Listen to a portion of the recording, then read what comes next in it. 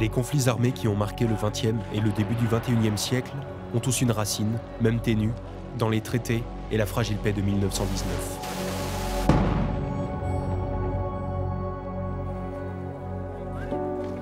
Ils sont comme les ricochets, les soubresauts, les épilogues d'une histoire vieille d'un siècle.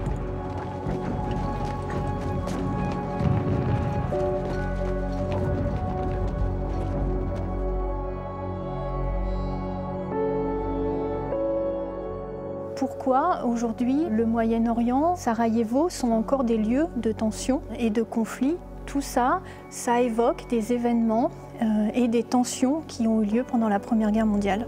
Lorsqu'on observe toutes les marges de l'Union européenne actuelle, on se rend compte qu'elles correspondent à toutes ces zones de fracture et de rupture dans lesquelles les traités n'ont pas réussi à apporter de solutions positives à la fin de la Première Guerre mondiale.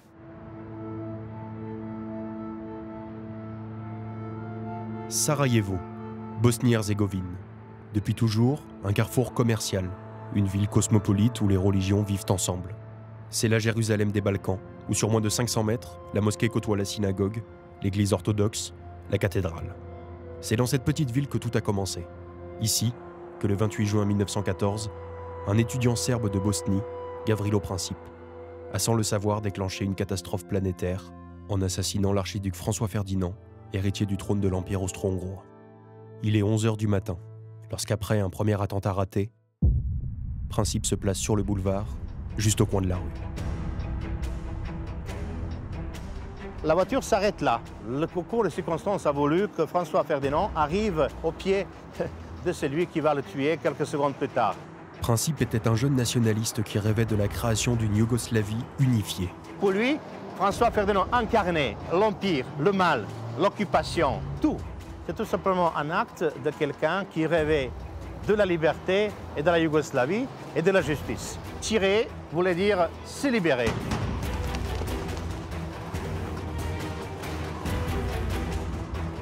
Sarajevo a été d'une certaine façon l'événement déclencheur de la Première Guerre mondiale. En fait, le point de départ symbolique avec cet assassinat a eu des conséquences dans le monde entier. Il est le résultat d'un contexte très local et de l'émergence du nationalisme ou du début d'un sentiment national, de la lutte pour la création d'un nouvel État. Ce petit fait divers local a entraîné, par le jeu des alliances, l'un des plus grands conflits mondiaux. 1917. Après 3 années de boucherie et d'assauts inutiles, les Américains entrent en guerre. Changeant la donne et redonne un second souffle aux troupes alliées. Pour un Américain qui combat, 6 hommes à l'arrière en logistique, 200 000 par jour. L'avantage est vite repris sur des Allemands qui échouent à reprendre Paris. À la fin de l'été 1918, les dernières offensives allemandes sur le front français ont toutes échoué. Foch a déclenché sur tout le front allié une offensive générale qui repousse les Allemands vers leurs frontières, vers les frontières de la Belgique, en les forçant à évacuer toutes les régions qui sont occupées depuis l'automne 1914. À la fin de l'année 1918, l'armée allemande est exsangue. Tout le monde sait dans l'armée qu'on ne peut pas gagner la guerre. On sait que ça ne va pas bien se passer. Mais personne ne peut dire combien de temps le front va tenir. Et à partir de l'été 1918, l'espoir d'une victoire ne fonctionne plus dans la population. On continue parce qu'on ne peut pas faire autrement. Mais on a faim dans les foyers. On ne comprend plus cette guerre. On ne veut plus de cette guerre. Les soldats allemands se rendent par milliers et des mutineries éclatent. À partir de ce moment-là, les soldats vont simplement rentrer chez eux et personne ne va les ramener de force sur le front, parce que le commandement ne fonctionne plus très bien. Et c'est dans cette ambiance que des grèves de matelots vont éclater à Wilhelmshaven et Kiel. Et en 2 ou 3 jours, ce mouvement prend tellement d'ampleur que 30 000 hommes, voire 40 000 hommes, vont manifester dans les rues en scandant « Fin à la guerre ». Côté allié, c'est le moment de la bataille décisive. Il n'y a pas de percée au sens strict de la ligne Hindenburg, qui est la dernière ligne ou système de défense des Allemands, il y a une pression presque arithmétique qui s'exerce sur tout le front, et c'est la puissance en fait de l'économie et de l'industrie alliée qui pousse l'armée allemande à reculer et à évacuer tous les territoires qu'elle occupait. Avec pour la première fois l'utilisation d'une arme nouvelle. Le couple char-avion, eh bien Pétain en fait pour la première fois l'usage au cours du mois de juillet 1918 pour arrêter les dernières offensives allemandes. En Allemagne, la situation est catastrophique. Les Alliés ont instauré un blocus alimentaire. Pour les civils, c'est déjà intenable quand s'invite à un quotidien difficile, la faim. Les enfants n'ont plus rien à manger. Et les femmes envoient des lettres à leurs maris au front pour leur demander d'envoyer de quoi manger en Allemagne. Et c'est ce que les hommes ont fait. Et il est très clair que la brutalité des occupants allemands dans le nord de la France et les réquisitions en masse ont été à la mesure de ce qu'il manquait chez eux. Des grèves éclatent tous les jours. Dans toute l'Allemagne, les idées bolcheviques gagnent du terrain et font trembler l'Empire. La Révolution rouge est en passe de réussir. Dès le début novembre, il y a cette révolution en Allemagne, et on a bien sûr peur que ce soit le même scénario comme en Russie. Alors, on en avait marre de la faim, et avec la faim, on en avait marre de la guerre. L'opinion publique allemande n'en peut plus. L'état-major doit se rendre à l'évidence, il faut demander l'armistice. Hindenburg et Ludendorff, les deux têtes de l'armée allemande, se disent « Nous sommes perdus, nous sommes en train de reculer sur le front français, nos arrières ne sont plus assurés, il faut sortir de cette guerre le plus vite possible. » Dès octobre 1918, des pourparlers débutent avec Wilson, le président des États-Unis, qui a en tête un grand projet. Proposer une paix juste, basée sur 14 points qui révolutionnent les futures relations internationales. Les Allemands y voient l'occasion d'une fin de conflit honorable. À partir de septembre-octobre, on parle de la paix de Wilson.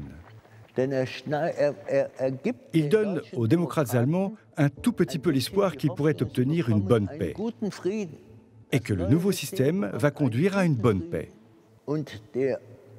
Du coup, le souhait que la guerre doit finir, que la paix de Wilson doit advenir, va devenir très présent. Très vite, les Français et les Britanniques et les Italiens sont furieux, parce qu'ils se disent, bon, on n'a pas été consultés.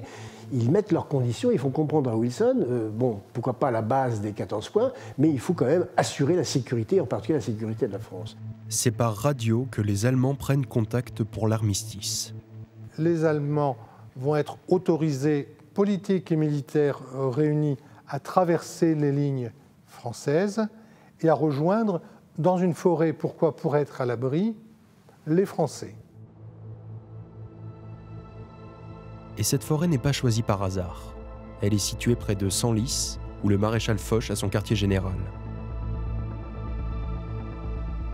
C'est à Rotonde, dans une clairière, près d'une intersection ferroviaire, que le cessez-le-feu va être signé.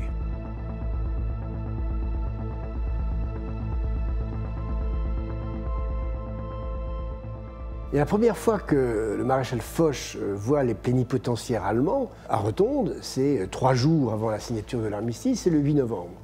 Le maréchal Foch fait asseoir dans le wagon les plénipotentiaires allemands et il leur demande benoîtement quel est l'objet de votre visite.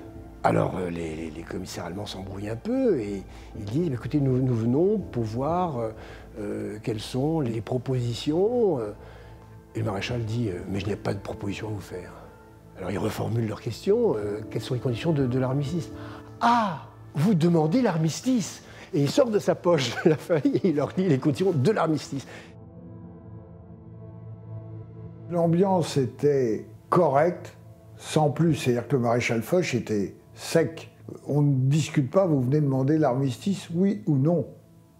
Hein, jusqu'à ce que les cloches sonnent à 11h le 11, c'est un armistice qui va être secret.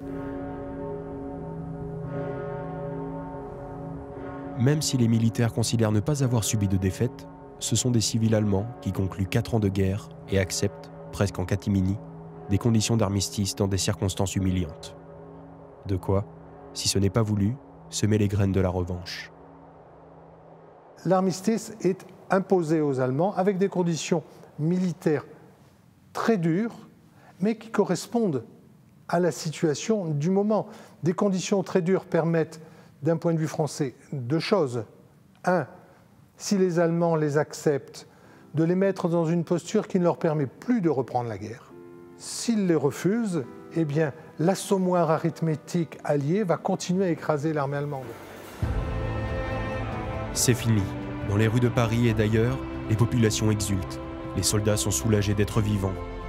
La Belgique et le nord de la France ne sont plus que des ruines. Des villages de l'Est sont rayés de la carte. Mais la victoire des Alliés n'est pas celle de la paix. Il faut reconstruire une Europe sur les débris de 3 empires et régler une bonne fois pour toutes, croit-on, le sort de l'Allemagne.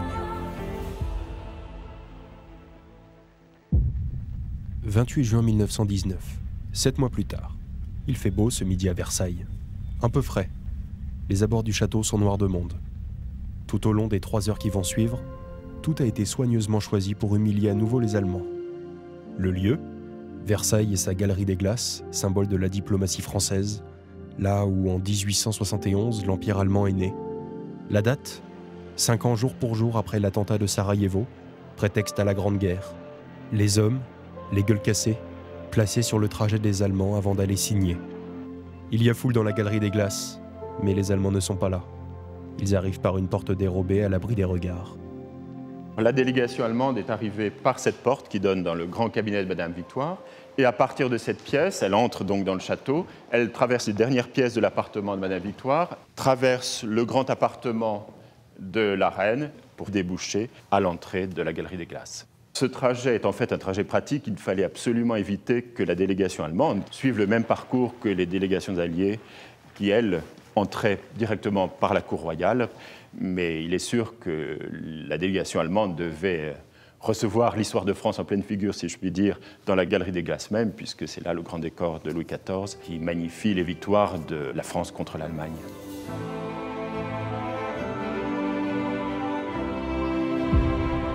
« 15 heures. Clémenceau, entouré de Lloyd George Langlais et l'Américain Wilson, prend place autour d'un bureau, extrait pour l'occasion du mobilier national. Alors ce bureau donc, se trouvait en fait au centre quasiment géométrique de la galerie. Nous y approchons, voilà, nous sommes au centre. Il se trouvait là, avec un fauteuil placé dos aux fenêtres. Et donc la personne qui signait se trouvait face aux puissants alliés, qui se trouvaient derrière cette longue table qui était devant les miroirs. Le silence se fait. On fait signer les Allemands les premiers, pour être bien sûr. Les représentants de la République de Weimar, Müller et Bell, pâles et mal à l'aise, ont l'air, selon le chroniqueur du Figaro, de 2 ouvriers endimanchés. Le ministre des Affaires étrangères, représentant de l'Allemagne, a refusé d'utiliser l'une des plumes mises à sa disposition, puisque c'était des plumes qui avaient été offertes par des associations d'anciens combattants.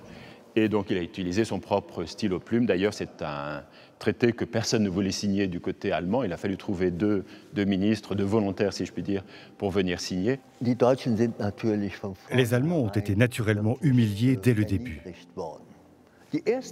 La première humiliation, et on l'oublie souvent, c'est qu'ils ont été oubliés, exclus des négociations de paix. Quand le 18 janvier 1919, les discussions pour arriver jusqu'à Versailles ont été ouvertes, il y a 27 nations, mais aucune nation vaincue.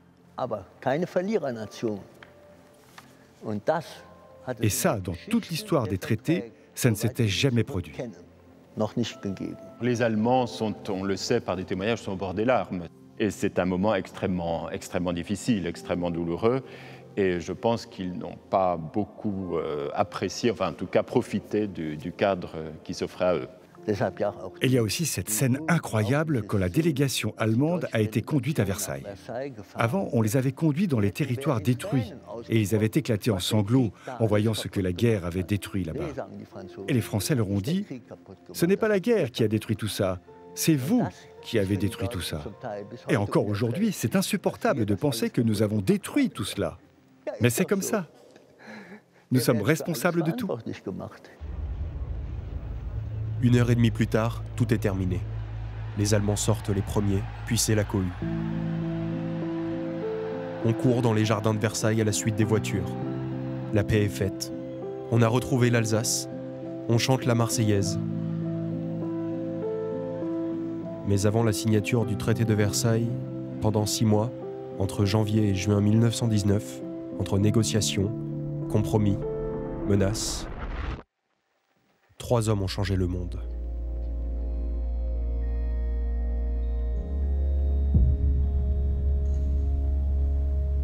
Les Alliés ont peut-être gagné la guerre, il leur faut maintenant réussir une paix qui va durer. Français et Anglais commencent à discuter tout de suite après le 11 novembre. Mais il faut attendre Wilson, qui débarque en Europe avec ses 14 points, comme base de discussion. Wilson est né à la moitié du 19e siècle dans le sud des États-Unis. Il en devient le président. Alors Wilson était l'enfant d'un pasteur. Il connaissait bien sûr par cœur les Écritures, il faisait sa prière tous les jours, il était extrêmement croyant. Il voulait sauver le monde avec les valeurs du Christ. Il s'identifiait au Christ, et il pensait que l'Amérique était un don de Dieu. Wilson, c'est l'Évangile selon l'Amérique, avec sa grande idée, le droit des peuples à disposer d'eux-mêmes. Jouer les peuples plutôt que les gouvernements, les nations plutôt que les empires, et empêcher la guerre. Pour vendre ses 14 points, il entame une tournée triomphale en Europe. Wilson est le seul président des États-Unis qui vient s'installer 6 mois à l'étranger. Il habite 6 mois à Paris. On appelle sa maison la Maison Blanche temporaire. Quand il arrive en France, il n'y a jamais eu personne accueilli comme ça. En Italie, toutes les femmes, les hommes ont des cierges. Aucun homme d'État, dans toute l'histoire du monde, n'a été reçu dans le monde, dans les jours qui ont suivi l'armistice, comme Wilson est reçu. Et donc ça lui monte un peu à la tête. Pendant 6 mois, Paris va régler les futures relations internationales. La capitale devient cosmopolite, 1000 ressortissants américains s'installent au Crayon, transformés en vaisseaux de guerre. 200 Anglais à l'hôtel Majestic, avenue Kléber, les Italiens vers l'opéra. On dîne, on va au théâtre, on se fréquente au café. Les négociations qui se tiennent à Paris rassemblent 32 pays. Paris est le centre du monde. Paris, c'est non seulement le centre de la diplomatie mondiale en 19, mais c'est l'école de formation accélérée des grands de ce monde qui vont diriger pendant les 30 ou 40 années suivantes. La conférence de la paix, c'était le lieu où il fallait être à ce moment-là. La conférence qui démarre occupe toutes les conversations. 4 nations pour négocier, l'Italie, la France, les États-Unis et la Grande-Bretagne. Le Premier ministre anglais Lloyd George ne veut pas laisser trop de place à la France sur le nouvel échiquier. Il avait l'ambition de rester au pouvoir et de favoriser les intérêts de l'Empire britannique. Il s'en fout de l'humanité tout entière, et c'est lui qui va d'ailleurs le mieux réussir dans la négociation. Il était incroyable. Il a réussi à obtenir tout ce qu'il voulait en faisant des manœuvres, en jouant Clémenceau contre Wilson, Wilson contre Clémenceau. Il se débrouillait. Pour la première fois dans l'histoire de l'Europe, on va négocier entre soi, c'est un véritable monologue des vainqueurs, des conditions à imposer aux vaincus. Le 3e homme, c'est Clémenceau. 76 ans, ancien médecin, un temps journaliste. C'est le héros de la guerre côté français. Le père la victoire, synonyme de poigne et de patriotisme. Dans ce jeu, Clémenceau a des adversaires. Il s'appelle Lloyd George et il s'appelle Wilson, à un degré moindre, Orlando. Ce qui l'intéresse, c'est la défense et la sécurité de la France. Rien d'autre ne comptait pour lui. Il est vieux, il a 80 ans. Lui, il veut pas que la France soit réenvahie par l'Allemagne, il veut la sécurité, etc. Sa carrière est derrière lui. Bon. Mais oui, il y a aussi une bataille d'ego. C'est dans les bureaux du Quai d'Orsay que les discussions à 4 commencent. Il faut trouver ses marques face à Wilson, qui est contre une sorte de club des puissances. Il veut faire participer tous les vainqueurs aux négociations, soutenant toujours, et dès le début, son idée de société des nations. Dois-je comprendre qu'aucune décision ne sera prise sans l'avis du Costa Rica ou du Brésil? Pendant ce temps-là, en coulisses et jusque tard dans la nuit, 52 commissions composées d'experts s'affairent, dont celle qui s'occupe de retracer les frontières de nouveaux pays issus des empires déchus. Il y avait des grands principes qui avaient été établis, et puis après, le découpage précis se faisait par exemple selon des critères économiques, ethniques et selon des critères politiques. Tout ce qui était communication, transport, ressources, tout ça c'était un équilibrage à trouver. Donc, nous avons examiné la frontière entre Chépany et Saros-Patag. Il va donc de soi que la jonction Miskovec-Cascao avec Saint-Péter-Lonzon devra passer par ici et est attribué à... Les travaux de ces commissions ont permis la viabilité de nouveaux États européens, comme la Tchécoslovaquie. Le traité de Versailles a été une des étapes décisives dans la création de la Tchécoslovaquie après la Première Guerre. Lorsque s'ouvre la conférence de la paix, la légitimité du nouvel État est déjà admise. Donc il était assez évident, au moment de discuter la mise en place de l'indépendance, qu'on allait se baser sur les frontières historiques. Ces frontières sont toujours d'actualité. Ce sont celles que nous avons toujours aujourd'hui avec l'Allemagne, l'Autriche et la Pologne. Mais la conférence de paix met sous le tapis, dès le début, avec le tracé des frontières, une donnée essentielle qui sera 20 ans plus tard explosive. Les minorités. La région des Sudètes est majoritairement peuplée par des Allemands. Pour la Tchécoslovaquie, il y a un problème supplémentaire. C'est que tout le nord-ouest, l'ouest et le sud-ouest a une population allemande. Et cette population allemande, c'est pas rien. Les Tchèques sont nettement majoritaires en Tchécoslovaquie. La deuxième nation, ce sont les Sudètes. Les Slovaques ne viennent qu'en troisième position, donc ce n'est pas rien. La Tchécoslovaquie a fait de son mieux pour prendre en compte les besoins de chaque peuple. La protection des minorités a été exemplaire. Cela a été reconnu par tout le monde. Mais il y a eu des oppositions à l'avènement d'un État tchécoslovaque contre lesquels nous n'avons rien pu faire. Et ça a été la grande force du nationalisme allemand qui a été instrumentalisé par les nazis. Hitler s'est en effet servi du cas des Sudètes pour déclencher les prémices de la Seconde Guerre mondiale. On a tendance à voir dans le cas tchécoslovaque un échec. Pourquoi ? Parce qu'on connaît la suite de l'histoire. La conférence de paix s'attaque ensuite à une autre brûlante question, le partage de l'ancien empire ottoman. L'émir Faisal est à Paris pour discuter de ce que les Anglais lui ont plus ou moins promis. Une indépendance des peuples arabes, Irak, Syrie, Liban, Koweït, Palestine, au sein d'une fédération. On promet un État aux Kurdes. À la fin, Français et Anglais se partagent le Moyen-Orient en zone d'influence. De leur côté, les Italiens trépignent. Orlando est de toutes les discussions du début janvier en tant qu'allié. Victor Emmanuel Orlando était le président du Conseil. Il avait contribué de manière décisive à la victoire italienne. Orlando a essayé d'obtenir de Wilson ce qui était prévu entre Français, Britanniques et Italiens, le traité de 1915, qui avait motivé l'entrée en guerre de l'Italie, à savoir que la Dalmatie serait italienne, que le Trentin serait arraché à l'Autriche-Hongrie deviendrait italien, que Fiume deviendrait italien. L'Italie voulait réunifier toutes les populations d'origine italienne qui avaient été disséminées à l'intérieur de l'Empire austro-hongrois. C'était également un problème économique. Le port de Fiume était un port concurrent de Trieste. Sous contrôle yougoslave, il aurait concurrencé l'Italie. Un pied-à-terre idéal dans les Balkans. Mais rien ne se passe comme prévu, Wilson refuse tout net. None of the great European powers of the West should have a foothold in the Balkans.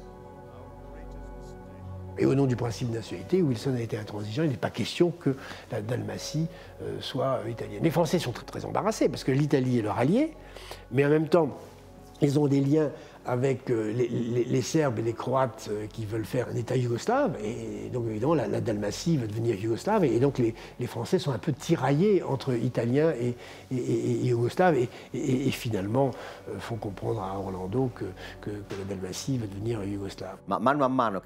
À mesure que s'est révélée la sympathie et le soutien de Wilson envers le nouvel État yougoslave, la possibilité de trouver un accord s'est éloignée.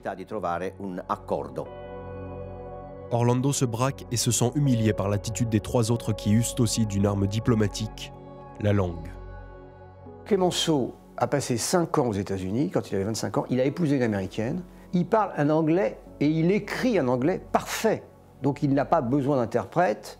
Ils peuvent, avec lui et Lloyd George, se parler en anglais dans les négociations, et cela marginalise l'italien qui, lui, ne parle pas l'anglais et pas bien le français non plus. Et Orlando, le pauvre, a été vu en train de pleurer parce qu'il n'arrivait pas à contenter une opinion publique italienne toujours plus nationaliste et convaincu que la contribution de l'Italie à la Grande Guerre, avec ses 500 000 morts et ses 900 000 mutilés, devait être récompensée à la hauteur de son sacrifice. Orlando, à son retour d'Italie, est destitué. Il n'a rien obtenu. Tout cela a contribué à créer en Italie un contexte que les nationalistes ont exploité, en criant à la victoire mutilée. Pour autant, elle ne l'était pas, car l'Italie avait plus qu'il ne lui en fallait pour assurer la sécurité de ses frontières.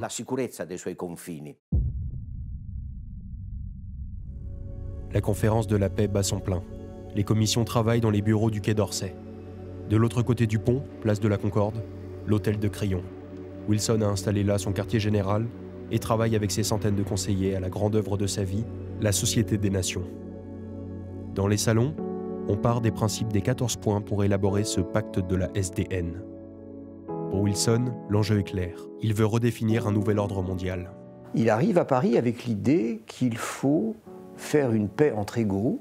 Il veut une société des nations qui fasse que la Première Guerre mondiale soit la dernière des guerres. Il y a une conception de l'Europe, ces Européens qui ont une vieille histoire, ils ont des idées un peu anciennes sur la paix et la guerre, c'est ce qui explique qu'ils sont toujours, ces Européens, en guerre.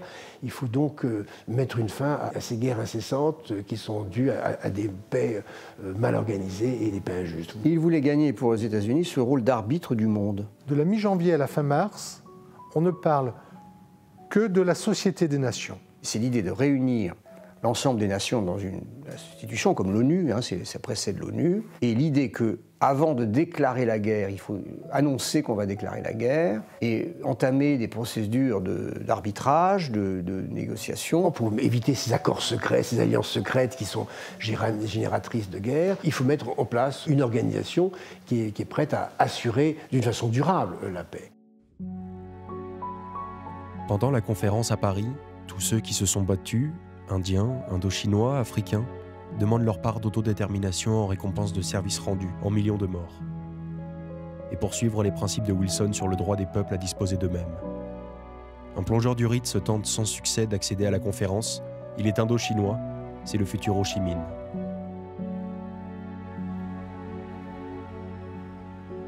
Fin mars, Wilson finit par présenter sa SDN à la presse, en faisant le cœur même du futur traité de Versailles. Clemenceau et Lloyd George sont polis, sans plus. Et le Congrès américain ne ratifiera jamais la SDN, dont l'Allemagne sera exclue au départ. Le traité de Versailles était mort-né. C'est un traité de Versailles amputé que nous avons eu à gérer à partir du moment où l'Amérique n'a pas de présence dans les instances de la SDN. En parallèle est créé le Bureau international du travail, qui existe toujours, pour sécuriser le monde ouvrier émergent et lutter contre le chômage et la misère. Mais les Alliés jouent un jeu dangereux en maintenant un blocus alimentaire en Allemagne. Ce blocus divise le Conseil des Quatre. If the Germans want to eat, what they have to do is work. It's the promise of the Allies that's at stake. The armistice allows the possibility of sending food supplies to Germany. Yet we let tons of food supplies rot in Rotterdam, while the Germans are starving. Not only are we sowing the seeds of future hatred, we're feeding a revolution. Cette future haine dont parle Lloyd George, visionnaire, et la terreur d'une révolution rouge qui pourrait gagner l'Allemagne et l'Ouest, précipite les discussions. Il faut vite régler le sort de l'ancien empire allemand.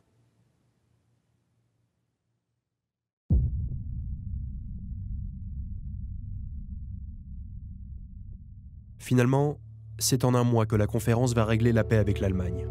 Orlando est parti, et symboliquement, on quitte le Quai d'Orsay pour l'hôtel particulier d'un banquier américain.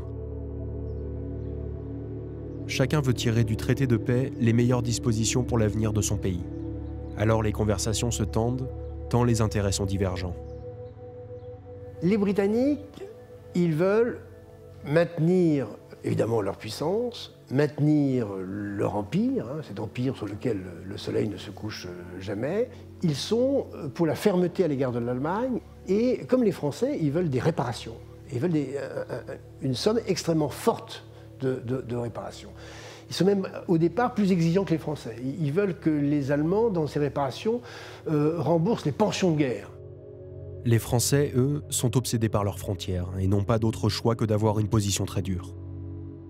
Clemenceau va en permanence négocier de façon à obtenir que Britanniques et Américains s'engagent à assurer la sécurité de la France. ne faut pas oublier que la question est d'abord démographique. La France est à 40 millions d'habitants et l'Allemagne est toujours à peu près à 65 millions d'habitants. Puisqu'il y a cette inégalité franco-allemande, la sécurité de la France passe par une réégalisation des chances. Il faut donc un traité extrêmement dur, il faut que l'Allemagne paye, il faut que l'Allemagne soit affaiblie. Donc cette conviction absolue que l'Allemagne est responsable de la guerre et que pour ça, elle doit payer. Le Bosch paiera. Les hommes d'État français et britanniques savaient qu'il fallait faire payer l'Allemagne, eux-mêmes étant ruinés. Et ce qui est encore plus important, c'est que les populations demandaient une paix exemplaire. Elles voulaient une paix de vainqueur, où l'Allemagne devait être désignée comme seule coupable de la guerre. Et à une paix douce, ni Clémenceau ni Lloyd George n'auraient survécu politiquement. Les Français vont tout faire pour que la question militaire, la question de la sécurité, soit au cœur des débats, pour une raison simple en définitive, c'est que quelle que soit l'issue des traités de paix, la France continuera à avoir une frontière continentale avec l'Allemagne, ce qui n'est pas le cas de la Grande-Bretagne, ce qui n'est pas le cas des États-Unis. De son côté, Wilson s'accroche à son idée de paix juste. Our greatest mistake would be to give Germany powerful reasons for someday taking revenge. You must understand, occupying Germany at least for 15 years will force them to respect the treaty. I need those 15 years. Il les obtient. Plus tard, Clémenceau peut alors appeler de son bureau le président français Poincaré pour lui annoncer la nouvelle.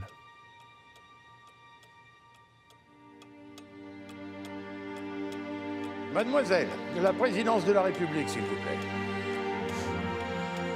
Monsieur le Président, j'ai mes 15 ans. La paix est faite.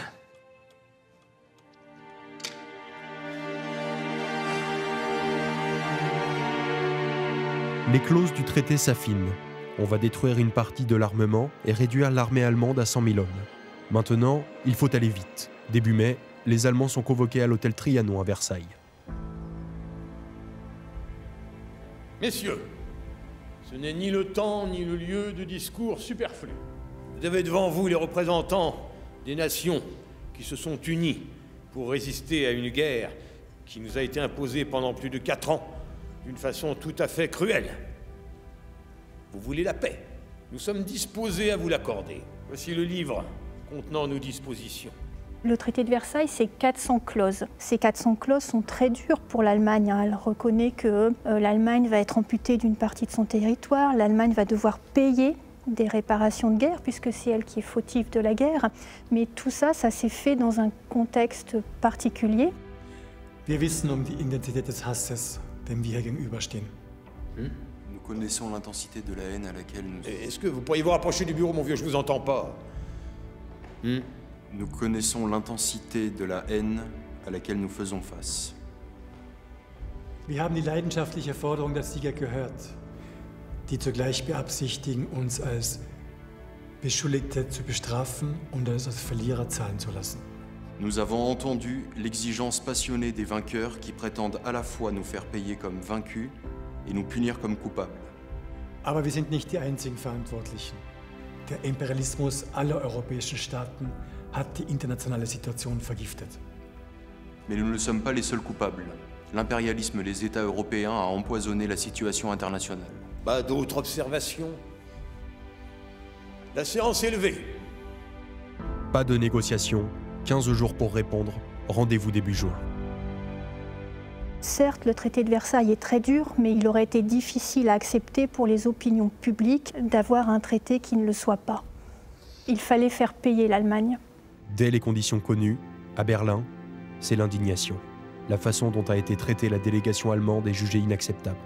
On se sent trahi par Wilson, qui avait promis une paix digne et juste.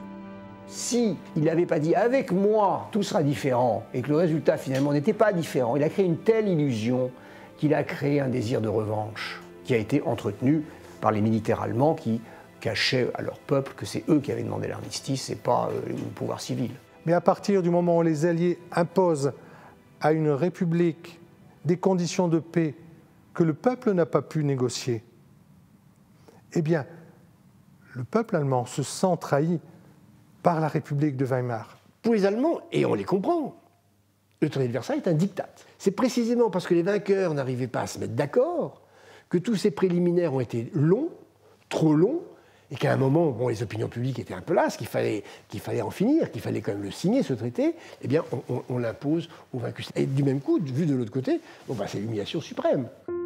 L'Allemagne est traumatisée. De son point de vue, elle n'a pas perdu la guerre et ne se sent pas responsable. Elle est sonnée par ses 400 clauses et met du temps à répondre. En juin 1919, Wilson en a assez. Il veut rentrer aux États-Unis. Clemenceau menace de rompre l'armistice. Foch ressort déjà ses cartes d'état-major. Enfin, le 28 juin, le traité est signé, à Versailles. Finalement, les 3 négociateurs ont obtenu ce qu'ils voulaient. Wilson a imposé sa SDN, Lloyd George obtient la flotte et une partie des colonies allemandes, et Clemenceau a sécurisé ses frontières. Mais ce que les Alliés ont sous-estimé avec la mise en scène et le contenu du traité de Versailles, c'est l'impact psychologique profond qu'il aura par la suite. Ce n'est pas l'humiliation qui est voulue, mais l'humiliation sera le résultat. L'humiliation n'est pas voulue, ce qui est voulu, c'est bien de faire comprendre à l'Allemagne qu'elle ne peut pas, qu'elle ne doit pas recommencer. Pour autant, était-ce un mauvais traité ? La paix de Versailles en 1919 a été un gros dilemme dès le début. D'un côté, il y avait la perspective de construire un monde meilleur. Et ça, c'était la volonté de Wilson. Et d'un autre côté, il y avait l'ambition des Britanniques et des Français de se partager le monde selon leurs propres critères. Le traumatisme vécu par tous les peuples européens est tel que le traité de paix n'est probablement pas un bon traité, mais que c'est peut-être le moins mauvais traité qu'il était possible de négocier à ce moment-là, dans ces conditions-là. Le traité n'était pas plus injuste que tous les autres traités qui avaient entraîné une victoire. Si les Allemands à l'époque n'avaient pas été aussi fous, ils auraient dû comprendre que la paix de Versailles était une paix raisonnable. Mais je ne peux que constater que la guerre les avait rendus vraiment fous. À l'issue du traité de Versailles, 4 autres traités suivront. Ils sont dits de la région parisienne. Saint-Germain-en-Laye, qui règle le sort de l'Autriche. Le Trianon à Versailles pour la Hongrie. Neuilly, où la Bulgarie perd une partie de son territoire et l'accès à la mer. Et Sèvres, qui décidera de l'avenir de l'Empire ottoman. Tous ces traités ont profondément changé le visage de cette vieille Europe des empires. Les États s'organisent peu à peu et la paix fait doucement son chemin. Pendant près de 10 ans, l'Europe va devenir un laboratoire extraordinaire. Les traités s'assouplissent, l'industrie allemande se redresse et le premier couple franco-allemand de toute l'histoire, Aristide Briand et Gustav Stresemann, remportent le prix Nobel de la paix en 1926. En Allemagne, la République de Weimar, grâce aux capitaux américains, reprend confiance. Le rapport avec les voisins se détend. On oublie presque Versailles et son diktat. On ferait fausse route en pensant que c'est le traité, son humiliation et ces clauses qui ont nourri le terreau du nazisme allemand et du fascisme italien et conduit au pire. Je ne pense pas qu'on puisse accuser le traité de Versailles d'avoir planté les mines qui ont fait exploser la Seconde Guerre mondiale. En 1929, la France et l'Allemagne envisageaient la mise en place d'une union douanière et l'idée de créer les États-Unis d'Europe. En Europe, il n'y avait aucune menace de guerre. Un événement bien plus dévastateur balaie cette légende un peu sombre. La crise financière, puis économique américaine de 1929 va replonger l'Europe, encore convalescente, et plus particulièrement l'Allemagne, dans le chaos. C'est elle qui est responsable de la guerre qui menace. C'est elle qui va créer chômage, misère et instiller la peur. Peur du communisme, de l'autre, de l'insurrection, et faire naître une idéologie radicale qui va ressusciter la rancœur et la vengeance d'une paix que l'on ne digère pas. En Italie, Mussolini se sert de Versailles, mais ce n'est pas la raison de la montée du fascisme. Mussolini avait dit dès le début que le traité de Versailles devait être revu et modifié. À partir de 1921, il y a une levée de bouclier contre le Parti communiste qui projette une révolution comme celle qu'a fait Lénine. Le fascisme n'a pas été soutenu par les grands industriels, mais par les plus petits industriels, comme il avait été soutenu par les grands propriétaires terriens qui avaient eu peur d'être expropriés par le Parti communiste. C'est pour cela que ces petits industriels ont aidé l'arrivée du fascisme en favorisant un gouvernement qui promettait de faire respecter l'ordre. Peur du bolchevisme, désir exacerbé d'ordre, humiliation d'une mauvaise paix, le même mécanisme se met en place quelques années plus tard avec l'avènement des nazis. Le succès initial de Hitler dans ces années de crise de 1920 intervient exactement au moment où les gens se remettent en Allemagne à s'intéresser à la Première Guerre mondiale de façon massive. Le traité de Versailles va regagner le devant de la scène, servant de prétexte à une propagande impeccable. Hitler a promis dès le début qu'il va réparer la paix de la honte, qu'il va rétablir l'honneur des soldats et va aller reconquérir la patrie perdue. Il veut faire des monuments pour les soldats vaincus. Et les blessés de guerre vont recevoir tous les honneurs qu'ils n'ont pas eus de la part de la République de Weimar. C'était ça la promesse d'Hitler. Bien sûr que Versailles a un lien avec Hitler. Bien sûr que Versailles a un lien avec la Seconde Guerre mondiale. Mais Versailles n'est pas la cause de la Seconde Guerre mondiale.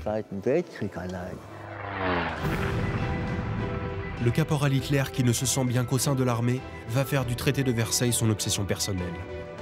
Dans sa folie, son but est de terminer cette guerre que les Allemands ont interrompue le 11 novembre 1918, dans des conditions indignes. En piétinant méthodiquement les clauses du traité sur le réarmement et l'annexion des Sudètes et de l'Autriche, il déclenche, sur un prétexte, la Seconde Guerre mondiale.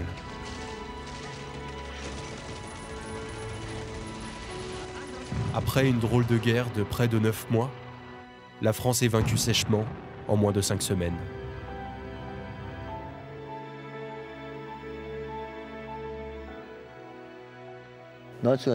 Et c'est très clair que Hitler, en 1940, a gagné la Première Guerre mondiale.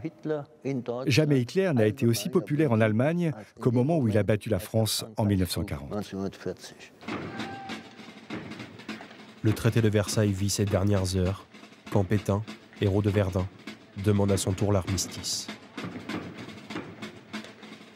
Nous sommes le 22 juin 1940, Hitler exige le wagon de rotonde.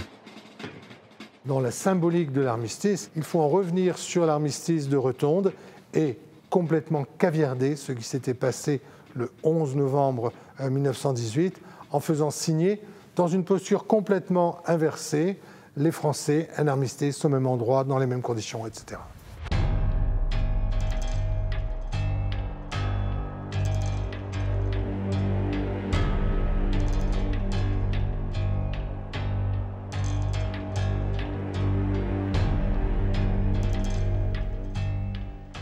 Autant 1918 c'était secret, autant 1940 c'est grand tapage. Hitler va tout de suite demander à sortir le wagon, de le mettre là où il était en 1918, et il voudra s'asseoir à la place du maréchal Foch le 21 juin, quand il fera lire par le général Keitel les conditions d'armistice. Ah bah Hitler s'est souvenu, et il est ivre de joie, qui jubile. C'est l'humiliation à l'envers. C'est une vengeance de gamin, une vengeance de sale gamin, dans des conditions dramatiques, bien évidemment.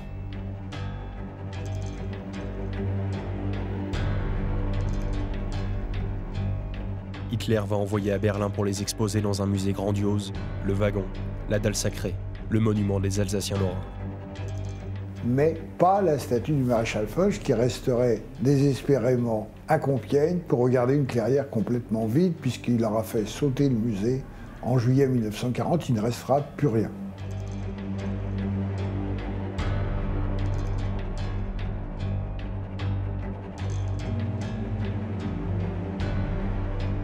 Le second conflit mondial s'achève en 1945 par la capitulation et l'effondrement total du Troisième Reich.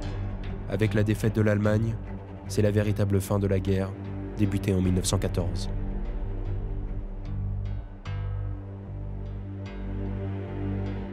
Pourtant, près de 80 ans après l'attentat de Sarajevo, au même endroit, l'histoire meurtrière se répète.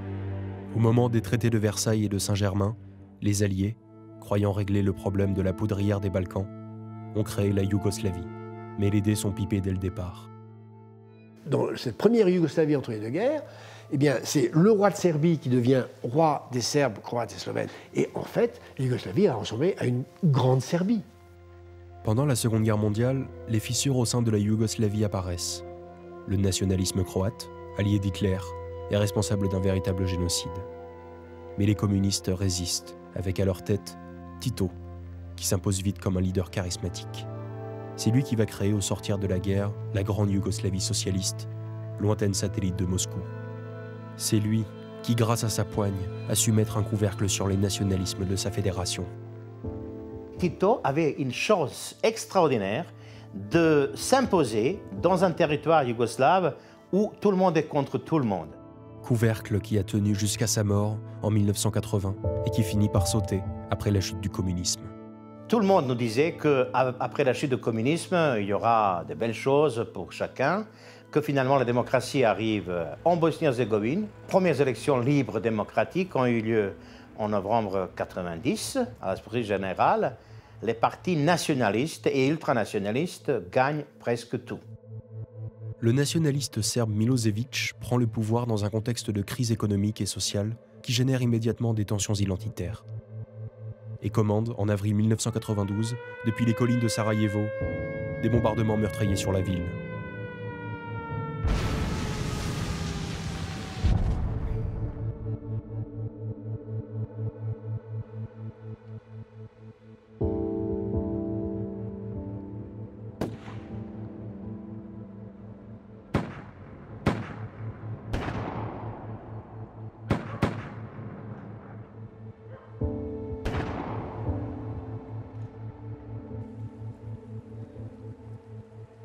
Ce pont aussi, pendant la dernière guerre en Bosnie-Herzégovine, était un pont de démarcation de deux parties.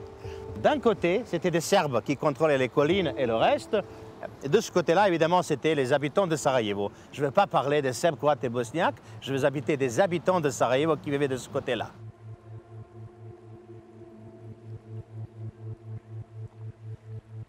C'est la rivière de Miljacka qui a divisé les Serbes et le reste de la population de Sarajevo. Déjà, on a commencé à parler d'eux et de nous.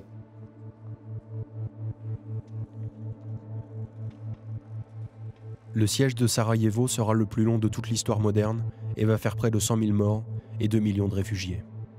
Après presque 4 ans d'enlisement et un échec manifeste de l'Union européenne, les Américains, comme pour les deux guerres mondiales, interviennent en force pour faire cesser le conflit avec les accords de Dayton. Ils joueront à nouveau, comme l'avait rêvé Wilson, les gendarmes du monde. En apparence, la ville a été plus ou moins reconstruite et les dégâts matériels réparés. Mais les blessures et le traumatisme psychologique de la société sont bien plus considérables. Cela va prendre un certain temps pour les guérir et les surmonter. Certaines personnes en parlent comme si ça s'était passé hier et c'est encore très présent dans les conversations quotidiennes. Mais près de 25 ans plus tard, la plaie n'est pas refermée. Ce symbole de la ville, la bibliothèque, qui représentait à la fois le faste de l'Empire austro-hongrois et le multiculturalisme d'avant 1914, est détruit pendant la guerre, abrite une plaque qui entretient les tensions intracommunautaires. J'appelle cette plaque la plaque de la haine. Je pense que cette plaque témoigne de mal de Bosnie-Herzégovine, témoigne de notre vie difficile d'aujourd'hui. Comment on peut construire un dialogue lorsque vous êtes considérés, mais tous, globalement, comme criminels? Comment faire des Balkans, après le premier embrasement de 1914, une région sereine et apaisée? Et si cela recommençait? La Bosnie-Herzégovine aujourd'hui continue à être pays à plusieurs identités. Je ne suis pas sûr qu'il n'y aura pas de guerre en Bosnie-Herzégovine, parce que depuis plus d'un quart de siècle, la Bosnie-Herzégovine se prépare pour la guerre. Ici, tout est fait pour que je considère l'autre comme ennemi et pas comme ami. La Bosnie-Herzégovine du présent, c'est une Bosnie-Herzégovine qui puise dans l'histoire des raisons et des prétextes pour les combats dans le futur. Et ça, c'est le cercle infernal. Et si l'Union européenne, un siècle plus tard, avait pu être l'ultime couvercle, la solution d'intégration. Je ne sais pas si l'Union européenne est la solution, mais elle représente définitivement un espoir. Et c'est quelque chose dont les gens ici ont besoin, plus que de toute autre chose. Dans le futur, j'espère vraiment vivre encore une trentaine, quarantaine d'années de paix.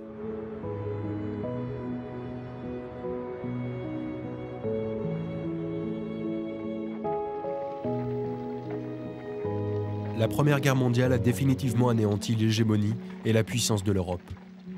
L'Europe ne s'est pas remise de la Première Guerre mondiale. L'Europe cesse d'être la puissance dominante à l'échelle mondiale pour être remplacée par les États-Unis. C'est la fin d'une époque où l'Europe dominait le monde.